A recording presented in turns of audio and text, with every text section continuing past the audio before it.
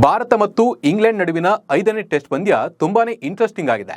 3ನೇ ದಿನದಾಟದಲ್ಲಿ team India batting continue ಮಾಡ್ತಾ ಇದೆ. ಆರಂಭದಲ್ಲಿ ಇಬ್ಬರು ಟಾಪ್ ಆರ್ಡರ್ ಬ್ಯಾಟರ್ಗಳ ವಿಕೆಟ್ ಕಳ್ಕೊಂಡಿದ್ದ ಟೀಂ ಇಂಡಿಯಾಗೆ ಯಶಸ್ವಿ ಜೈಸ್ವಾಲ್ ಮತ್ತು ಆಕಾಶ್ ದೀಪ್ ಆಧಾರವಾಗಿದ್ದಾರೆ. ಇಂಗ್ಲೆಂಡ್ ಮತ್ತೊಂದು ಸೆಟ್ ಬ್ಯಾಕ್ ಅಂದ್ರೆ 10 ಆಟಗಾರರ ಜೊತೆಯಲ್ಲೇ ಪಂದ್ಯ ಆಡಬೇಕಾಗಿದೆ. ಭಾರತದ ಬ್ಯಾಟಿಂಗ್ ಮತ್ತು ಇಂಗ್ಲೆಂಡ್ ಆಘಾತದ ಬಗ್ಗೆ ಈ ವಿಡಿಯೋದಲ್ಲಿ ಮಾಹಿತಿಯನ್ನು ಕೊಡ್ತೀನಿ. ನಾನು ನಿಮ್ಮ ಶಿವರಾಜ್ ಬಾಣಂಕಿ. ನೀವು ಸುದ್ದಿಯಾನದ ಸಬ್ಸ್ಕ್ರೈಬರ್ ಆಗೋದನ್ನ ಮರಿಬೇಡಿ.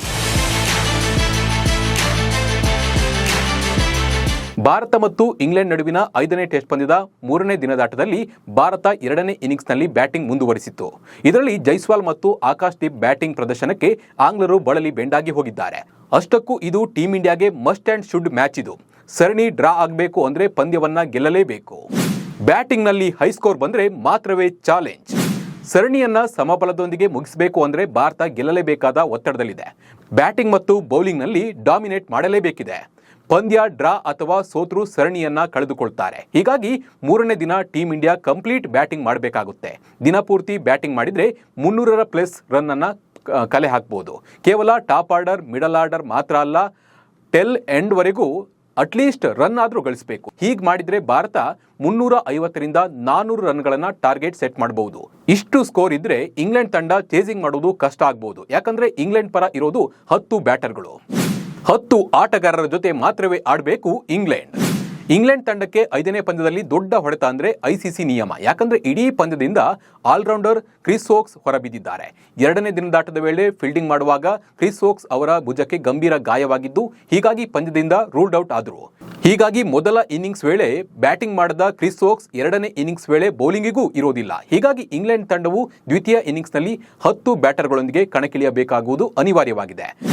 ಐಸಿಸಿ ನಿಯಮದ ಪ್ರಕಾರ ಸಂಕಷ್ಟಕ್ಕೆ ಸಿಲುಕಿದ ಇಂಗ್ಲೆಂಡ್.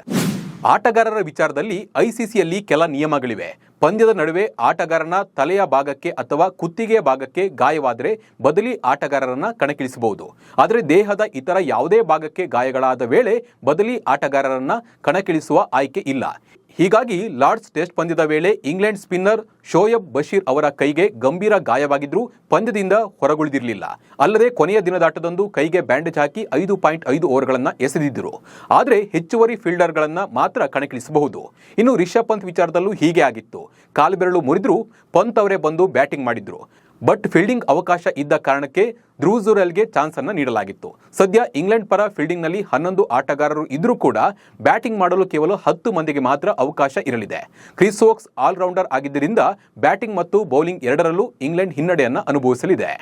ಸದ್ಯದ ಸಿಚುವೇಶನ್ ನೋಡಿದ್ರೆ ಭಾರತದ ಪರವೇ ಎಲ್ಲಾ ಚಾನ್ಸಸ್ ಇದೆ. ಬಟ್ ಅದನ್ನ ಕಂಪ್ಲೀಟ್ ಆಗಿ ಬಳಸ್ಕೊಳ್ಬೇಕು.